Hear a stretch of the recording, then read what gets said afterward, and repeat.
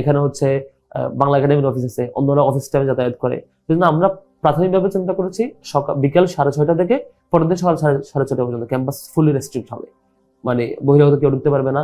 আর যদি বাইরে কেউ ঢুকতে চায় তার পাস লাগবে। ফার্স্ট এড ট্রেনিং, এটা শিক্ষার্থী আহত হইলে, হাত ভেঙে গেলে, সাপে কামড়াইলে, ইনস্ট্যান্ট স্ট্রোক করলে বা অন্য কিছু হলে কি করবে সে হলের মধ্যে, শিক্ষার্থীদেরকে ফার্স্ট এড ট্রেনিং আওতায় নিয়ে আসা। আমাদের প্ল্যান হচ্ছে 18টা হলে আমরা ফার্স্ট এড ট্রেনিং চালাবো, এটা সিদ্ধান্ত হয়েছে, এটা এই মাসের মধ্যে আশা করি হবে। প্রত্যেকটা হলে প্রাইস রেঞ্জ সেম হবে, খাবারের মান সেম হবে, ট্রেনিং মডিউল সেম হবে, একটা ভালো মডেল চলে আসবে। কিন্তু মডেল কোনটা ফাইনাল হবে এটার জন্য আমাদের একটা যে কিছু স্যাম্পল সাথে প্র্যাকটিস করা দরকার, যে কিছু ট্রায়াল চালানো দরকার। সেই দিক থেকে আমরা কিছু র্যান্ডম ট্রায়াল চলছে আর কি। টিএসসিতে অনেকগুলো দোকানে মোটামুটি সতর্কতা দেওয়া হয়েছে। আপনি অবাক হবেন যে একটা দোকানের চুক্তি হয়েছে 70 বছরের জন্য, 80 বছরের জন্য, 50 বছরের জন্য চুক্তি হয়েছে। কার সাথে হয়েছে, কেন হয়েছে, রানি কেউ জানে না, কেমনে কি হয়েছে। কিছু বললে চুক্তির অজুহাত যে আমাদের চুক্তি আছে, এবং পানিশমেন্টের কোনো নির্দিষ্ট সিস্টেম নাই।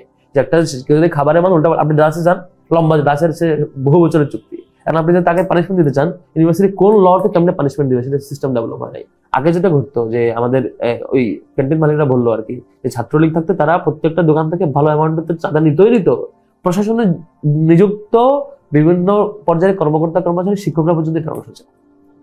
ফলে আপনি যখন কেউ এটা নিয়ে বারবার শিক্ষার্থীরা অভিযোগ দিত, সে তো একটা হ্যাপি সিচুয়েশন আছে যে সে এদিকে বাটপারি করতেছে, আবার এই টাকাটা আবার তার অন্য দলের মানে অন্য কাউকে খাইয়ে হচ্ছে করছে।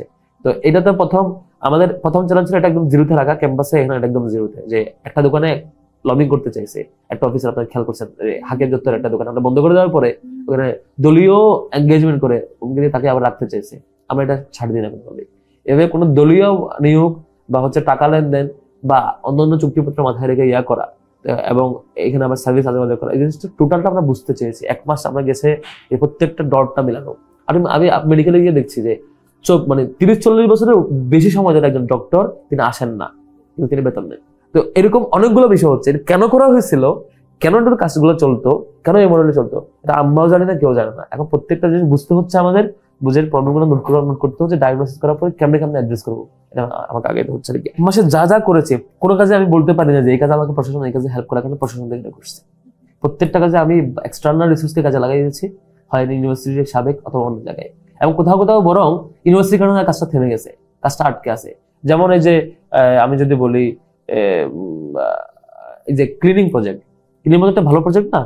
ক্লিনিং প্রজেক্টটা করার সময় অনেক হল প্রফেশনাল মানে তারা বাধা দিচ্ছে যে এখন কেন হলে হবে, আগে জানাও নেই কেন, এটা ফর্মাল প্রসিডিউর, এটা মেনটেন করতে হবে। তারপর যেমন ধরেন যে অন্য কোনো হলে একটা প্ল্যান করতেছে যে আমাদেরকে আগে অ্যাপ্রুভাল নিতে হবে, ওই হেলথ ক্যাম্পেইন নিয়ে সেম অবস্থা হয়েছে আর কি। সব প্রত্যেকটা জায়গাতেই মানে এখানে ওনারা ওই যে ফর্মালিটি মেনটেনেন্স বা হচ্ছে ওনারা এক জায়গায় আটকাই দিবে। আপনি দেখবেন ডাকসুর অ্যাকাউন্ট এখন পর্যন্ত ব্যালেন্স জিরো। আপনি একটা কলম কিনবেন, একটা খাতা কিনবেন, এখানে স্টাফদের, এখানে শিক্ষার্থীরা তাদেরকে ওয়েলকাম করবেন, স্বাভাবিক কিছু করবেন, মানে কোনো কাজে যে করবেন অ্যাকাউন্ট এখনো জিরো। কিছু বললে তারা বলবে যে ডাকসুর 30 লক্ষ টাকা দেওয়া হয়েছে, একটা অ্যামাউন্ট বারবার তারা বলবে। ওই অ্যামাউন্টটা হচ্ছে ওই যে আপনার সিভিল বিভাগ, আইসিটি বিভাগ, বিদ্যুৎ বিভাগ, তারা বিভাগ ডাকসু ভবন সংস্কারের জন্য যেই প্রপোজাল লেটার দিয়েছে ডাকসু নির্বাচন হওয়ার আগে, সেখানকার অ্যামাউন্ট, এটা তারা মানে অ্যাপ্লাই করছেন। এটা কিন্তু ডাকসুর অ্যাকাউন্টের ইস্যু না, কিছু হলে এই রিপ্লাইটা দেন আমাদের শিক্ষকেরা বা ট্রেজারার সহ এখানে যারা দায়িত্বরত আছেন। এবং ডাকসুর অ্যাকাউন্ট স্টিল এখনো জিরো। এখন আমরা এখানকার কোনো ধরনের ইমপ্রুভমেন্ট বা কোনো কাজ আমরা পাই নাই। এরপর আমরা দমে যাই না, আমরা আশা করছি শিক্ষকরা আমাদের সামনে হেল্প করবেন। এখন হয়তো হেল্প করতে পারেন নাই পুরোপুরি, 1 মাস হয়তো ওনারা সম্পূর্ণ সহযোগিতা আমাদের করতে পারেন নাই।